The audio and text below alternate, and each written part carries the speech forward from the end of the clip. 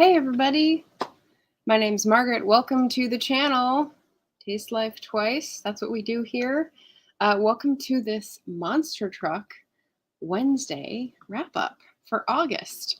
And apologies to anyone who is here for actual monster trucks. That is not what we're doing today. We're discussing all the books I read in August, and I'm going to give you some feedback on Women in Translation Month. And I actually have 6 categories of books that I've divided it up into. I have 4 pages of notes on these books. So I'm going to try to keep it short and sweet for the 18 books that I've read, but we might go over the usual hour for the wrap-up discussion. There's also a lot of stuff going on the channel, so I'm going to pop through those announcements at strategic intervals. So let's see how this goes. Headliners of August. So just to give you a preview, the categories are Women in Translation for the Readathon, of course, art, nonfiction, vintage, romance, and fiction. Is that 6? I think that's 6. So that's what we have ahead today, and that's what I will be discussing. What month? Did anyone else participate in Women in Translation in August?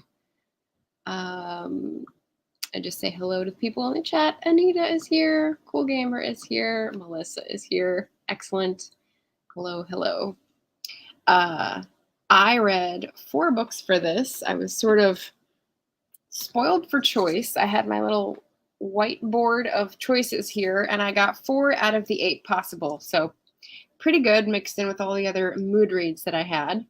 It ended up being French from Canada, Spanish from Argentina, Hungarian from Hungary, and Japanese from Japan. And very widely different experience reading all of these books. So let's dive in. So the first one I read was Garden in the Wind, a collection of 4 rather long short stories from Gabrielle Roy. And I liked this. I read it pretty quickly on a camping trip. And I asked about short stories last time. So this was an interesting one to read with that in mind. And also trying to, think of what the translation was doing for the book rather than just the language itself. So the translator was Alan Brown. I took pains to note that I need to say that. When I think of what this is closest to in terms of the tone of voice, it's The Octopus, actually. And that could be because of time period rather than subject. The Octopus by Frank Norris was written in 1901. These are much later, of course, but it's about working class people. It's about struggle. It's about what the afterword said is, let's see, foreigners who have come to love a land that they fear. And so there's lots of trials involved in that, of course. And the short story part, the point that I pulled out was that it does feel rather epic, but not in a verbose way, in a fairy tale way. And they pointed that out in the afterword as well. And I didn't put my finger on it, but what the guy said is that there were summary words that helped contain a lot of information and boil it down. So I really like this. I've got The Tin Flute, which is the more famous classic of Roy or Roy's. And so I'm looking forward to reading that sometime in the future. But this was a really nice beginning for August. So recommend Garden in the Wind, short stories from Gabrielle Roy. I don't know how to say the French in English because it's just awkward. It's fine. Jim, hello. Hi. Melissa participated in Wit by Accident, reading translated fiction for the BookTube prize. Oh, nice. Katie Solitis popping by to say hi. Hello. I have this slotted for later, but Katie will be on the channel on Friday if anyone is available to pop in for our panel chat. So I'll talk more about our author panel on Friday in a few moments. Nadim just joined. Hello. Savion Taylor just joined. Hello. Welcome, everybody. We're talking about the Women in Translation books that I read in August. We just finished the first one. The second one was The Door by Magda Sabo, translated by Len Ricks, and obviously new sort of, I don't know, New York Times book review commentary cover, which is not my favorite, but it's fine. So I read this with my Patreon book club. So I'll just pop this up here if you're interested in checking out the book club. We read this for August so that I could do 2 birds with 1 stone. It's not that long. We had an interesting discussion. It was mostly complaints. One of the words that comes up in reviews of this book is highly wrought or overwrought. And yes, definitely felt like claustrophobic, anxious, sort of like tired out listening to the narrator in this book. Fatalistic look back was one of my comments. Yeah, it deals with issues of class, different generations, education levels, different religion approaches, all these intersecting themes speak to each other in an interesting way, but it's kind of on the side. It's mostly about this one woman examining her role in another woman's life and what she blames herself for, and the sort of weird toxic relationship they had, but you know, it doesn't seem toxic to the narrator. So definitely not my type of book, but definitely recommended by lots of people that I followed on BookTube. So I'm gonna look askance. And this is where I'm gonna pop over to the Readathon ideas. So I've put the information for which Readathon in the comments, not the comments, the description. It's hosted by Matthew Sharapa, Kendra Winchester, and insert literary pun here. And their main ideas were advising us to slow down and go deeper, which I definitely did, and find playfulness and joy, which I definitely did. So that'll come up in a second when I talk about a different book. The prompts were to 1, read a book from a language you've read before, and I've definitely read French before. Revisit a book you've already read, which I did not do. Read a book that brings you joy, which I will talk about in a moment. And the bonus prompt was a group read. So I got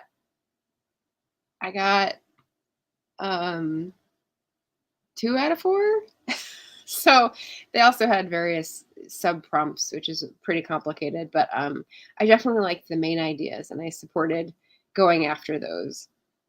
So the third book I have for Wit Readathon was third book. No, third book was my favorite. So I had a treasure trove of Amazon Crossings books that I had downloaded years and years ago and forgot were translated fiction. So when I did my sort of clean out of KDP reads, they came up as translated works and I was like, oh, cool. So I read 2 of those. First one is called The Great Passage. It's by Shion Miura, and it's translated by Juliet Winters Carpenter. And let's see. You can't put things up in advance because this device doesn't like that.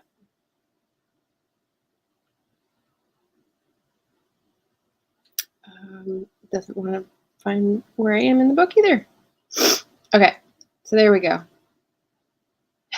There's the really cool cover, The Great Passage, a novel, Shion Miura. And it's a book about people who are building a dictionary in Japan. And it's very sweet. It's not psychological. It's not. I mean, it's less literary, but that's where I'm sort of getting into. Is that the translation or is that the original? The fun thing about it is, as a translated book, it plays with language because it's people building a dictionary and considering the meaning of words and like discussing how important it is and when you have to be flexible and when you have to make difficult choices, what to include. And it was really, really interesting. I found it to be lighthearted, but getting to the truth, like inner truths of, what did I say here? Purpose of language, purpose of inner truths of purpose of, I said law, but that's probably not right. My notes. Written in a fever, what can I say? Also about the dignity of life and dedication in pursuit of excellence.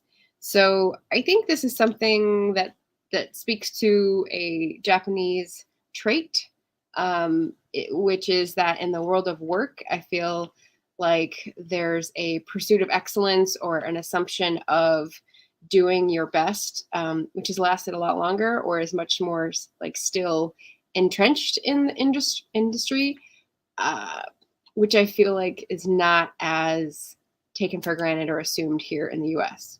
So that I could be wrong. Tell me if you think I'm wrong.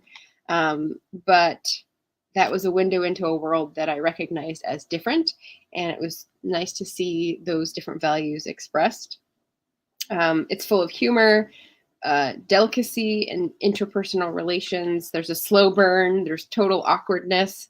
So that contributes to like the lighthearted, sweet part of the novel.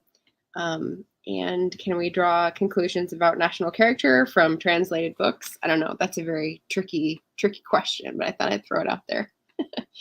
And then the last one is also Amazon Crossing. So let me find it. There we go. This is the one from Argentina. It's actually a children's book that is an art book. So nope, that's not what I want to do. Here we go. This is called Some Days, written and illustrated by Maria Wernicke, translated by Lawrence Schimmel.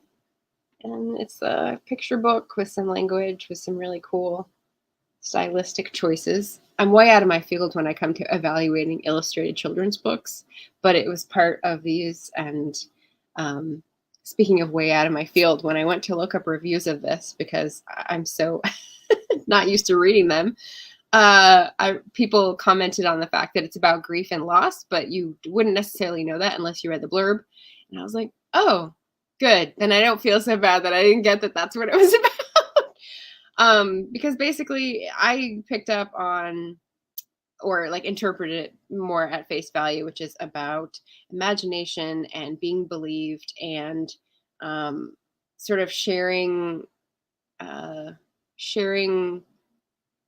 those internal experiences, what's in your head, with people that you trust. And that's the comfort of having a family that understands you.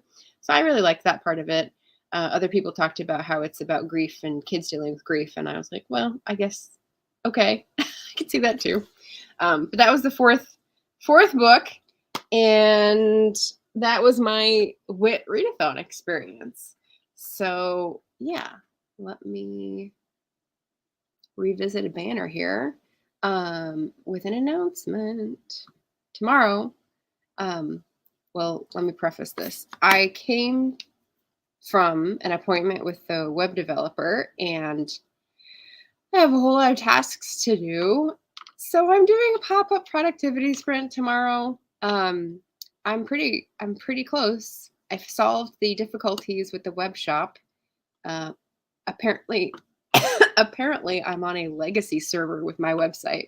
I have been around that long, and even like the third or fourth iteration of my website, it's been around that long that I'm on a legacy server, so it couldn't be secure the normal way, and that may be why I was having issues.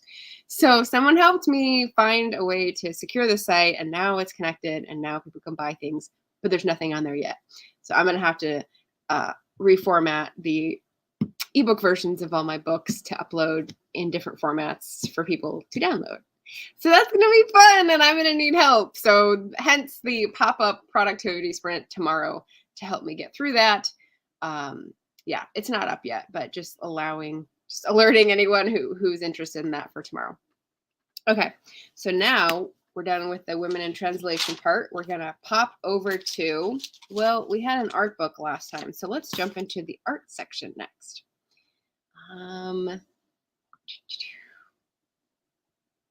Katie says lots of good reading.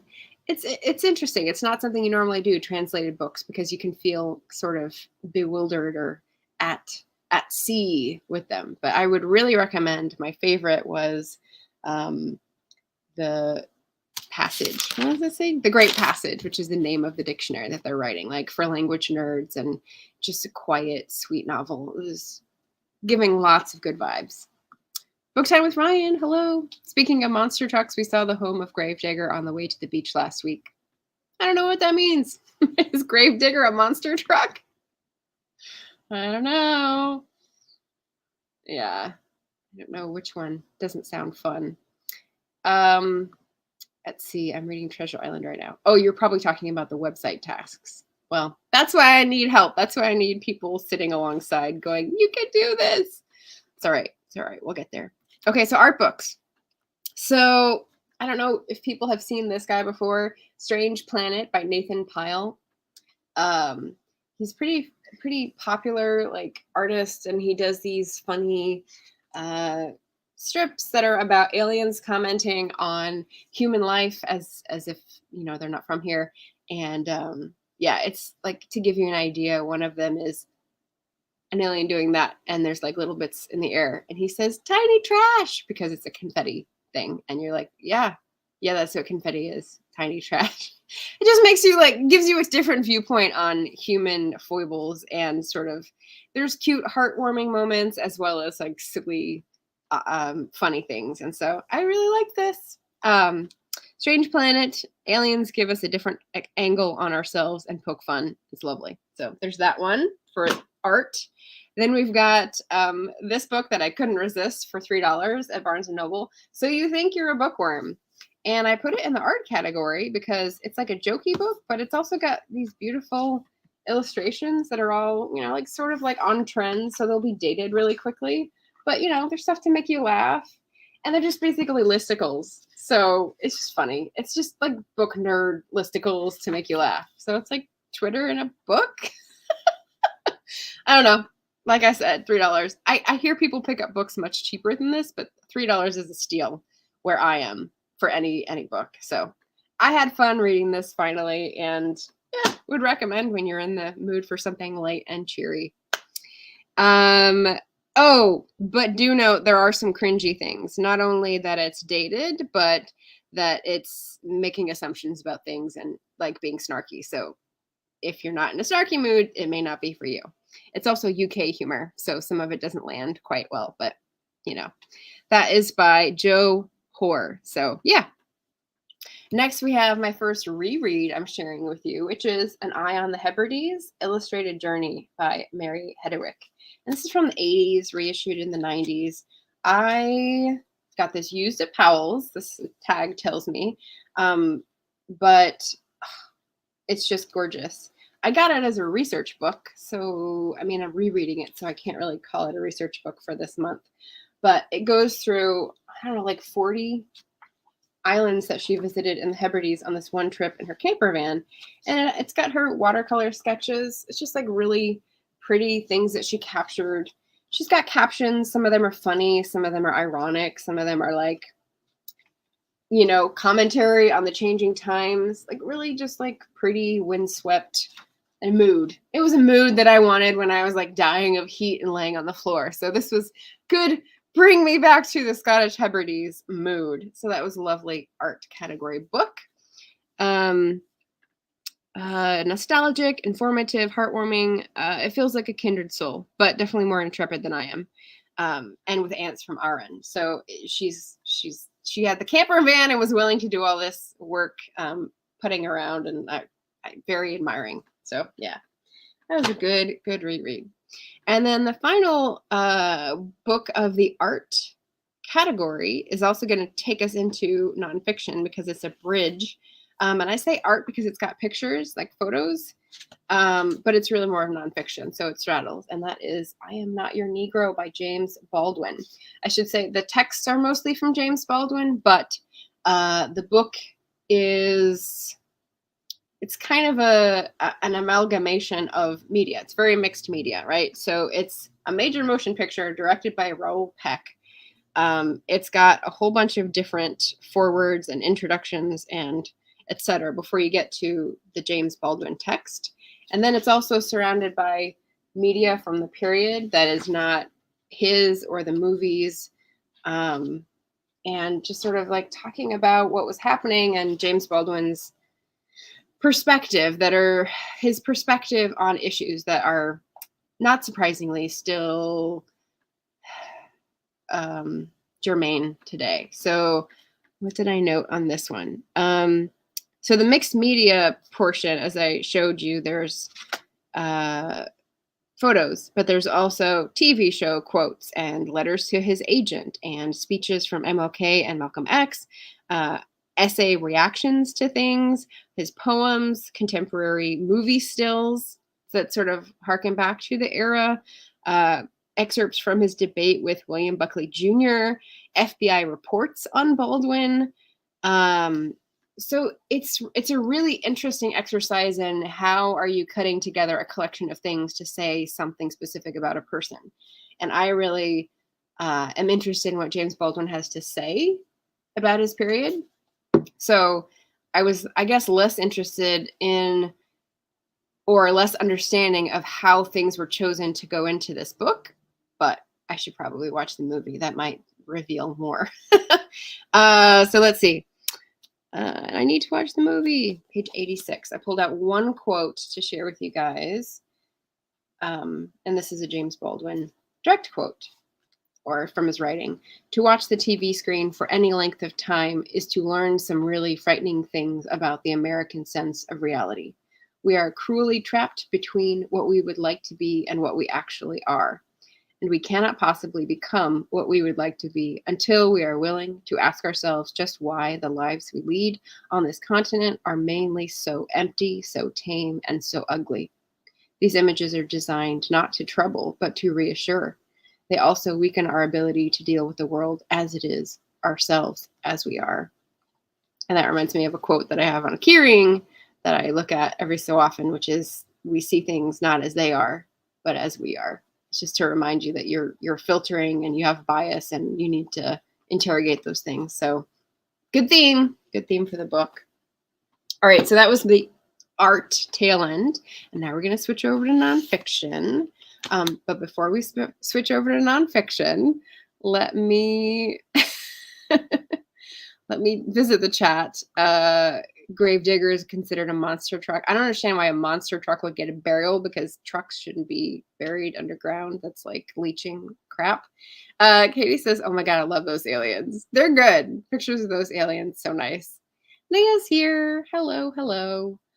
Okay, so the interlude here after the productivity sprint notice for tomorrow is something that I have on my community tab. So I got the idea from all these discussions that are going on, mainly concerning like big booktubers. But I've sat in on some of their live stream discussions about book talk and booktube and the differences and the algorithms and all that kind of stuff.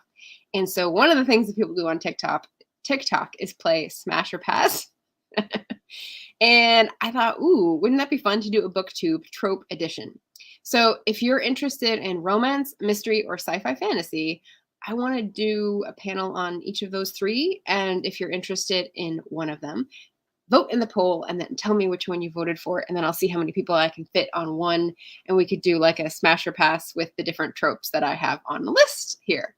So maybe later in September or early in October, we'll see. But you feel free to hop on over to my community tab to vote in the poll.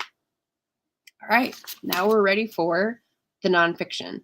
And I'm not going to go over all the notes I have on these because I think I will go more in depth into these nonfiction books in a separate video because we're already at 24 minutes. Okay, so nonfiction, we're going to start with another reread, my second reread of August, An Everlasting Meal by Tamar Adler. And it's called Cooking with Economy and Grace. This came out in 2011. I read it in 2012 when I was super foodie, and it was way strange to like see past me and what I was gaga over, you know? So it was past time for me to reevaluate whether I wanted this. I've been going through books and trying to get rid of them. And so this is one of those. Do I still really love this book as much as I did? And what I would say is, It's definitely from a different phase of my life. It's a bit precious, but there is like 85% still stuff in here that I value as speaking to making balanced choices and being practical and thrifty and promoting health and beauty in people's lives in a way that doesn't harm the earth. And, you know, this inspired me yesterday to have lunch that was just like boiled potatoes and carrots with salt. I was like, that was good. Weird, right? I often try to make things more complex or whatever, but this time I was just like, oh, this could be the first iteration of the meal. Let's just have a potato with salt.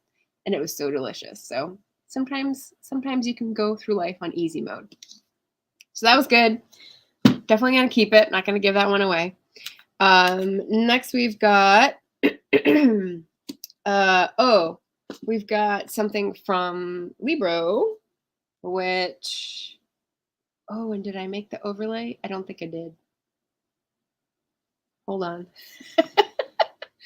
Did I put it in here? No, I did not. All right, well, I'll conclude this in the separate nonfiction section.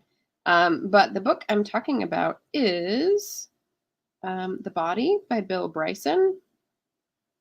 Here's the cover. And a guide for occupants. Basically, it's Bill Bryson's latest book about the science of the body and medical discoveries throughout history. And it was fairly interesting, although if you heard me talk about it while I was reading it, I was really annoyed by the narrator. And I just watched a video from a Book Olive that had a very grabby title that said the angriest a book has ever made me, and it was a Bill Bryson book. So sort of getting more context about Bill Bryson gave me the permission to yeet the other book that I had from him on my shelf that I was like, do I want to read it? I do, but do I want to read it from him? After getting the context from Olive, I was like, no, I don't think I need that. So what I did like about the book was it had lots of great information about the body that I'd never learned in high school. It had some fun words that I learned that sounded like Elvish. Let's see. Yeah, there was a lot of unknowns. And all in all, I was very okay just not continuing with Bill Bryson. If you're interested in the body and how it works and how the body processes things in its environment, I would recommend Botanical Curses and Poisons by Fez Incrite instead. So there you go. Okay, so that's the second. Two more. Nonfiction section. Yes, that book is a keeper. Yeah, in case anyone's looking for a food writing book. It's a good one. All right, so I read this book that is a TBR veteran, Well Met, Renaissance Fairs and the American Counterculture by Rachel Lee Rubin. And it's a former library book. Pretty cool. Lots of tabs and turn downs there. So I got this a long time ago and it's been sitting on my shelf because it looks so academic. It was a little intimidating. And, you know, I'm going into Shake-Timber. I'm going into Ren Fair this weekend. So I think the mood was just telling me to read it finally. And so I finished this in August after lots of sort of intense reading because it is rather academic. And there were lots of interesting facts. I didn't know the Ren Fair started in California in the 60s. So that was really cool to learn. It was neat to learn how it actually started because there's a real history to it. And lots of interesting philosophical, countercultural stuff until my other favorite chapter was the haters and like what it says about the haters that they hate on the Ren Fair. So yeah, that was a good chapter too. So I would recommend this if you're, you know, at all interested in the Ren Fair. It took me a while to find it because it was expensive, and it took me a while to read it because it's kind of dense. But if that's your thing, I think you would like this just like I did. So yeah, Well Met by Moonlight for the Renaissance lovers or cosplayers or reenactors. It really looks at the Ren Fair as a a place out of society where people can act differently, and so analyzes that rather than just like Renaissance and historical accuracy, because that's only like a tiny bit of it. So yeah, definitely recommend that. And then finally, Saving Capitalism for the Many, Not the Few by Robert B. Reich. If you don't know Robert Reich, he was the labor secretary under President Clinton, and in the past few years has done a lot of nonprofit work, and he's on TikTok. He's on YouTube. He puts out free classes that are recorded from where he teaches in Berkeley about labor and econ and that kind of thing, and also justice issues about the economy. So kind of my jam. As you can see, also lots of tabs. What did I put here specifically? Freedom has no meaning without reference to power was important. There were a lot of interesting facts, which, again, I'll go over in the closer examination of the nonfiction. But I definitely like him as a writer. He's very accessible, and I'm aligned with his values. And so if you're going to get a guy in his 80s who's doing dances for TikTok to get the message out about like how to make our economy work for everyone instead of the billionaires, like I'm going to stand by that and say he's got his heart in the right place. So yes, love Robert Reich. Follow him on Twitter, follow him on YouTube. He's got great classes for free. So there you go. And that is our nonfiction section. So we're about halfway through. I'm on time. Look at that. So if you haven't yet, like the stream, subscribe if this is interesting to you, and let me tell you about what is coming up on Friday. So if Katie is still here, let me pop this up here. Coming attractions. So on Friday, I've got my monthly author panel, and I am honored to be able to host 3 lovely author friends from the YouTube community. We've got Katie Salitis, who writes fantasy, sci-fi, romance, supernatural, paranormal, awesome stuff, awesome covers. Then we've got Elle Penelope, who was part of the AuthorTube writing conference as well. She writes sci-fi, fantasy, historical fantasy, and paranormal romance. So she's got like a big range as well. And author Emily Harris, who writes historical romance in various eras, but I think it's all historical romance. And so they've all got romance in the background, which I'm very excited about. But we're going to be talking about the backlist. So for authors in the chat who are interested, or people who are just interested in how the industry works, because publishing has been in the headlines lately, interesting enough. And we're going to talk about how we manage the backlist, or manage all the books that we've published and loved once upon a time, but they aren't the next best thing. So how do we manage having lots of books out and on sale and give them all some love? So tune in to listen to that discussion. It's going to be 4 p.m. Pacific, 7 p.m. Eastern on Friday. Oh, and Katie's got nonfiction. Right. The trauma books that came out most recently. Thank you for correcting me. Yeah. Woo woo. So yes, Friday author panel. It's there in the chat. Put on a notification if you're interested. But yeah, happy to see people. Then I'm going to be over on Barrett's channel Saturday night for AuthorTubers Host Karaoke. You don't have to be an AuthorTuber. You just have to love books and love singing, obviously. So that should be fun. Yeah, so that's the weekend. And then let's pop back to the next category, which is vintage. Okay, so on that camping trip where I read Garden in the Wind, I also read Paul Gallico's book, Mrs. Iris Goes to New York. I don't know what that was. That was a weird non-accent. But this is a beautiful book. It's hardcover. It must be a reprint because this book is from like 1956. But it's in super good condition, and like the pages are beautifully formatted, so I can appreciate that now. But this is actually the second book in a small series, a duology, I guess, about this character. And she's a London cleaning lady in the 50s and has a hard life, but she dreams of greater things.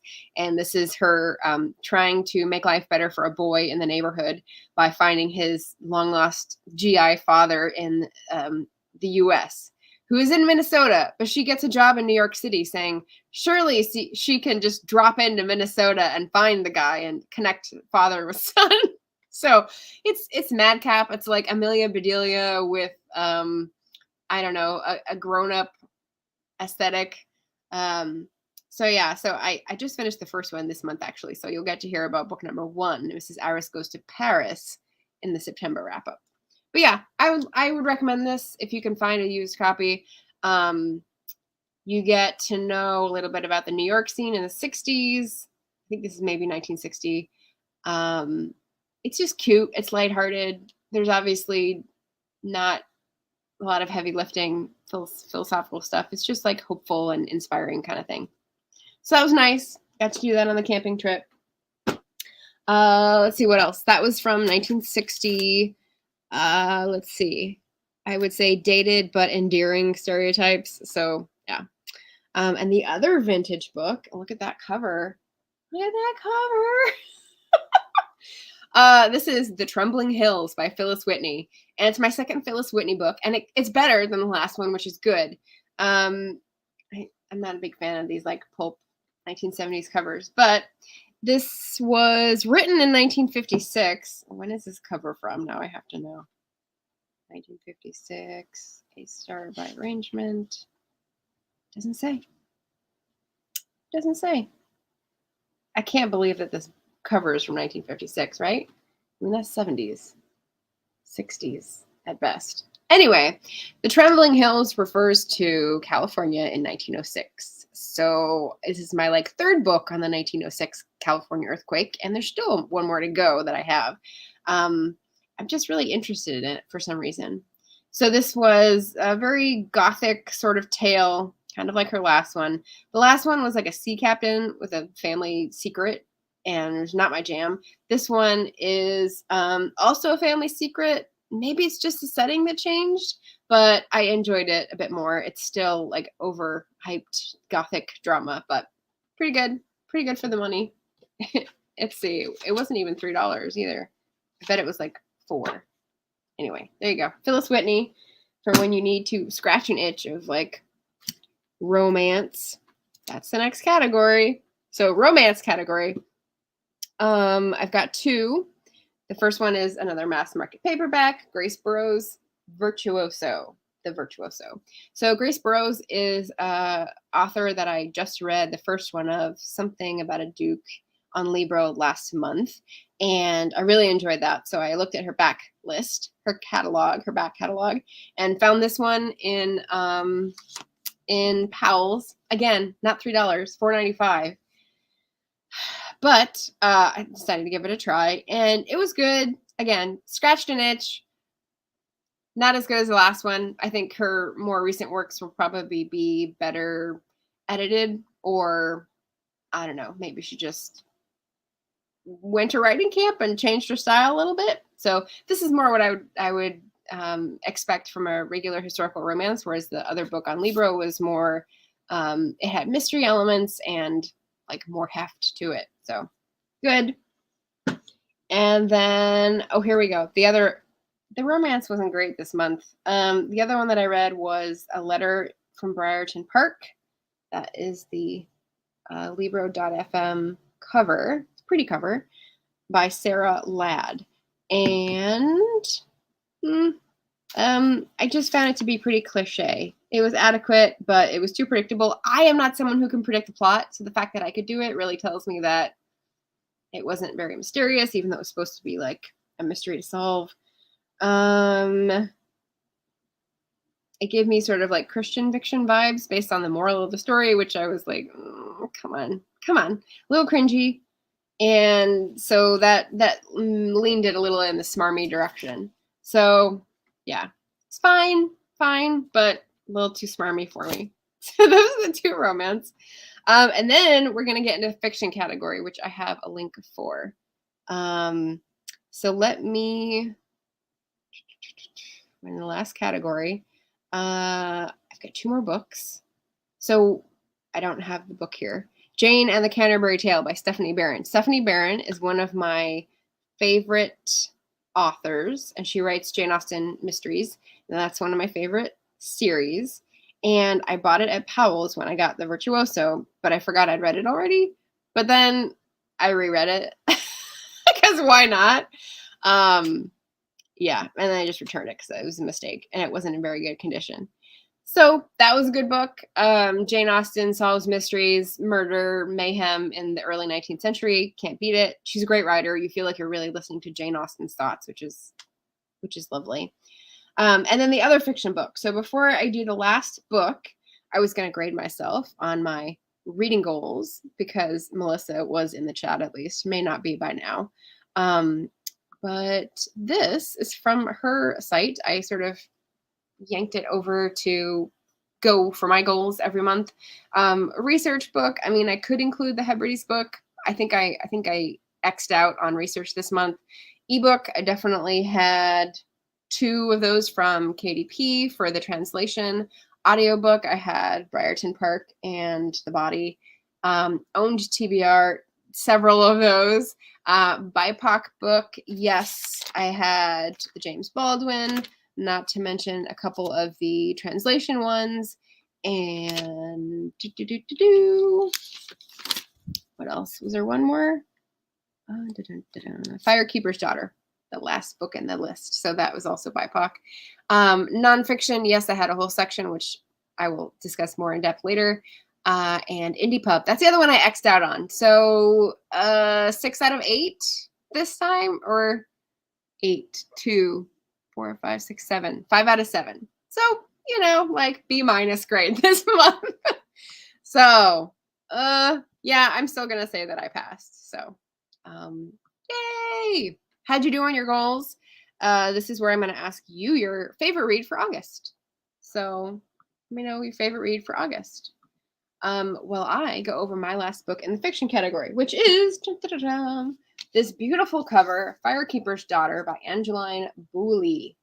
So I loved reading about the bio of this author. She sounds amazing. And I really, really enjoyed this book. So it's very pacey, it's very page-turning, but there's also some really in-depth analysis of trauma and cultural, let me just look at my notes instead of trying to reinvent the wheel. Mystery, thriller, YA, indigenous culture featured. Yeah, so there's a lot that is piled into this book, but it lifts it. I watched a couple of videos that were reviews or discussion of this book that was like 10 months old, that I've been waiting to listen to after reading it. I finally got a copy and read it. And I noticed that people brought up issues with portrayals of certain issues, things that I don't want to spoil the plot about. But I can see that. I can see where they wouldn't like some things. But I really like this book. So I would definitely recommend Firekeeper's Daughter. And just to give people more space to review, or better reviews, I guess, because I'm not giving this a lot. Melita at Midnight Librarian had a great review, and the panel that I watched was on Reads with Rachel's channel. So I'll pop those in the chat in case you're interested or you want to know more about like what might be red flags. They didn't say it was red flags. They just said they didn't like some of the things. So you can still appreciate a book and still have reservations, let's say. I loved it. I gave it 5 stars. So, yeah, that's definitely what I'm keeping. So there, that is my 18th book for August. And I think that's like the high end of the scale. I think I read 20 books in January, but that's like, I'll probably go back down to 8 for September. We'll see. But what was your favorite book read in August? Let me know. And then we can like transition into some chat before we sign off. Whew, I got through it all. Can't believe it. Yeah, coming attractions. It's Wednesday. We have Friday author panel. We have Saturday karaoke. And we have the community poll to weigh in if you want to join me on a fun TikTok trendish thing here on BookTube. But yeah, that's what's going on in my neck of the woods. And tomorrow, that's right, Thursday, Friday, Saturday. Tomorrow, I'm going to be doing a productivity sprint in the morning in case anyone wants to join. I'm going to start at 8:30 my time. Again, it's not up yet, but look for it soon. Yeah. Did anyone read anything in August? I've seen a few people's wrap-ups because, again, it's September 9th, so I'm late on the wrap-up train. But yeah, people had some good translated reads. So, but even if you didn't participate in it, let me know what else you liked. Jim says his favorite August read, When We Had Wings by Ariel Lawhan, and two others about three nurses interned in the Philippines by the Japanese during World War II. Sounds really good. Sounds really good. Nia read a lot of random romance in August. I hope it was better than mine, which were more like 3.5 stars. Random romance. Well, Nia had a lot going on in August, which I heard about yesterday or the day before. Yesterday, I guess. So understandable. Melissa says, I do have an August fave, but it's a BookTube prize book, so I can't say anything. Oh, okay. Keeping the lid on it. I understand. Nia says, I need to do a summer wrap-up. My summer was too busy to attempt a monthly wrap-up. That sounds like a good plan. And Melissa, I had a pretty slow reading month in August. September is picking up. Excellent. Excellent. I did my September TBR POP a couple days ago, and I'd already read 2 of the books on the list. So just finished a third one. I don't know. So July was a big writing month, and I think that was why reading was down. And August, I did not write a single word. So it was a big reading month. But I also focused on editing and business stuff. And like I said, I just had an appointment with a web developer, second appointment, and now I have a whole bunch of tasks to do for business stuff, which is why I need help, because that's not a mood lifter. I need, like, I don't know, cheerleading. But hopefully September will be full of business stuff again and editing stuff towards the ends of the month. And then October we'll be ready for launching a new product. Yeah. I'm not ready to say more about that yet, because part of the work for tomorrow is like getting all the launch sequence stuff sorted out. I gotta wait for beta readers. I gotta wait for formatting. Yeah. So it's all like the messy details that aren't as fun. But maybe I'll work some more writing in there. What would I work on? I got all this stuff to edit. We'll see. A writer who's not writing is bound to be cranky. So maybe I'll have to give myself a side project in order to limit the crankiness. Melissa says, OMG, I am cleaning out, organizing office cabinets, and just found an old notebook with my unfinished Tolkien fanfic. I thought this was lost long ago. Oh my gosh. That sounds priceless. If you're not going to do a cultural osmosis with Othello, I think you might have to do some sort of project with Tolkien fanfic. That would be awesome. All right, well, I think I've gotten out all my announcements at least twice and told you all about my books in August. So the only thing that remains is to get excited about the new tags that are coming and all the collaborations, because I can't wait to work with you guys. So that should be fun. So remember to go to the community tab and let me know if you're interested in the comments, in which genre, and we'll have some fun with the TikTok trend, because why not? Yeah, I think that's all for today.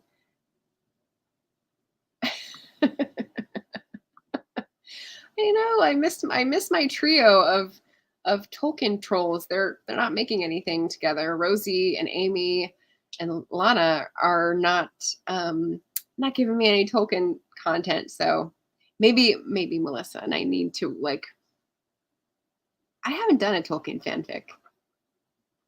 I don't know. If you've got ideas for a fun video, I'd be happy to do something Tolkien related, because I'm missing it for sure. Yay!